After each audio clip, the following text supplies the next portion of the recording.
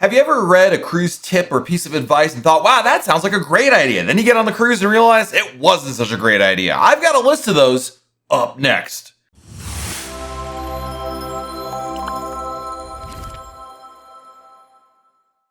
Hey everyone, it's Matt from RoyalCaribbeanBlog.com. Let's face it, some cruise ship advice that's out there sounds a whole lot better than it performs once you try them out. I've learned a lot of tricks to how to improve how I cruise. But there's no doubt there's a couple of them that have really not worked quite as well as I thought it would work out. Because after all, when you're sitting at home on the couch dreaming of your next cruise, they make total sense. But when you actually apply them on board, oftentimes I regretted them almost instantly. Let's start off with a cost-saving tip, and that is to skip buying Wi-Fi on your ship. Because after all, I see quite often people saying it's a way to save money not to buy an internet package. Cruise ship internet access isn't quite cheap. Plus, some people like to disconnect from the world while on a cruise ship vacation. So this leads to the advice to avoid purchasing an internet package completely. And while there's no doubt that not buying an internet package will save you money, I just don't find it practical at all. Admittedly, I am a geek and being on the internet is more important to me than perhaps other people. I think it's only when you don't have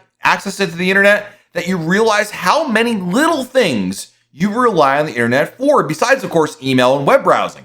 Texting with family, checking the weather forecast before you leave the ship, paying bills on time, and settling arguments with your spouse are all little things that are great to have the internet for on a cruise. Plus, I don't equate internet access with being any more or less relaxed. There are plenty of distractions on a cruise ship beyond the internet. So besides not checking your work email, of course, I think having Wi-Fi provides another form of entertainment in addition to books, magazines, or movies. I'm all for saving money, but I just can't skimp on Wi-Fi.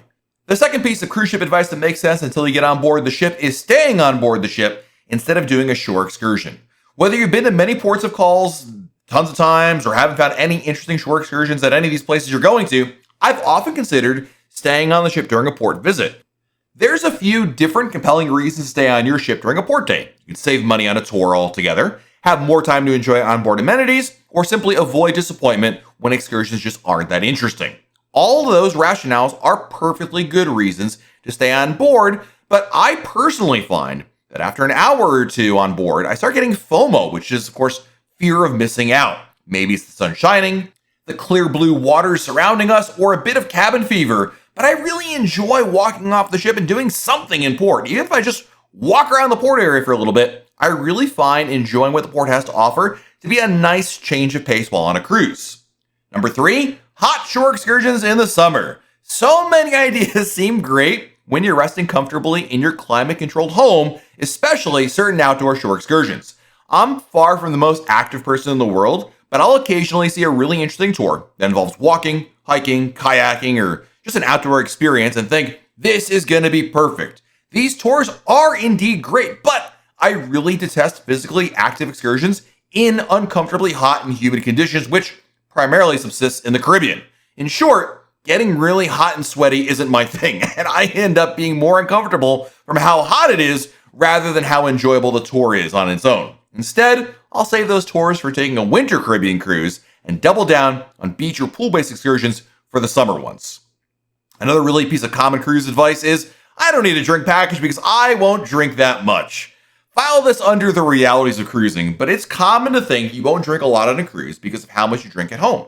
A Royal Caribbean drink package has a big upfront cost, but it provides unlimited drinks during your cruise. It's difficult to justify spending hundreds of dollars upfront to buy a drink package, but I think there are a few reasons why I end up regretting not buying a drink package during my cruise. First, you're on vacation, and you drink differently on vacation compared to at home.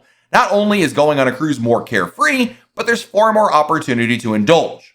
In addition, Royal Caribbean drink prices aren't cheap, and after 3 or so drinks a day, your bar bill is really going to add up quickly.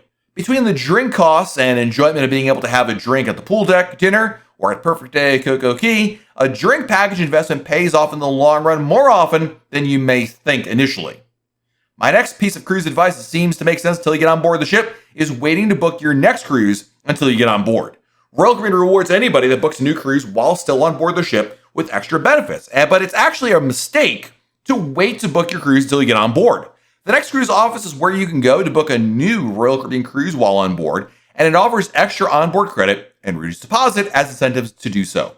The problem with booking a cruise at Next Cruise is if you know in the weeks or months leading up to your sailing which cruise to book. By waiting until you get on board the ship to book it, the price may increase to the point that it offsets the benefit of getting extra onboard credit from Next Cruise. Royal Caribbean cruise prices are very fluid and it can change at any time. Over the course of days, weeks, or months, the price could definitely go up. My advice is if you know there's a cruise you want to book now, go ahead and contact your travel agent to book it. Next Cruise is great for when you're on the ship and are struck with the motivation to suddenly book another cruise. In that case, definitely go to Next Cruise and then book it. Another piece of cruise advice that seems like a good idea up front is packing and wearing a poofy dress. Now, this is not my tip, but I was talking to one of our readers and I thought this is a really great idea for the ladies out there. One of our readers, Evie, shared a humorous story of why packing an over-the-top outfit may seem like a better idea until you actually do it. Evie wanted to get some photos of herself dressed up in a dress that she picked out at home to bring on her cruise. Not only did she like the dress, but she thought it would look great on the ship because she'd take advantage of the awesome backdrops and photo opportunities on board. When it came time to cruise, she then realized her large, poofy dress was more trouble than she thought. Packing a dress that large in conventional luggage is no easy task. And then, once she got it on board, she had to contend with the strong breezes that can flare up on board from doors opening around the ship. She eventually got the photo she wanted, but it was a lesson for Evie in what not to pack for a cruise in the future. I think a lot of people can relate to this next cruise tip that makes sense until you get on board the ship, and that is, I'm going to the gym every day. Royal Caribbean's fitness centers have a lot of great equipment for a workout on your cruise, and so many cruisers plan on taking advantage of the gym during their cruise. It's a really good idea. While many plan to hit the gym every day, in reality, those plans fall to the wayside pretty quickly.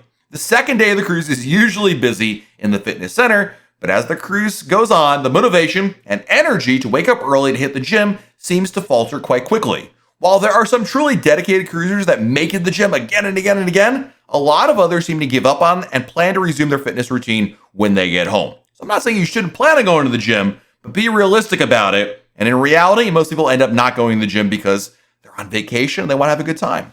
And my last piece of cruise advice that seems to make sense until you get on board the ship is booking the cheapest cabin out there. Cutting corners and saving money is where we started this video, and here's another one here because you can definitely have a good financial strategy by trying to, again, get the cheapest price. But you also have to weigh the pros and cons of going cheap versus enjoying your well-deserved time off on vacation. It can be difficult to know if you should book the cheapest room on a cruise or spend extra for a nicer cabin. If you shop by price alone, you may end up with a cruise cabin that you're stuck with for the duration of the sailing. There's nothing inherently wrong with a small inside cruise ship cabin, but it might clash with what you're used to on land. Cruise ship cabins are typically much smaller than hotel rooms on land, and the smallest cabins on a cruise ship are really small, coming in at less than 300 square feet. If you're sharing this space with somebody else, then the lack of space can really become problematic. Everybody has a vacation budget, but be realistic about your cabin choices so you don't end up walking into your room and then realize you made a terrible mistake.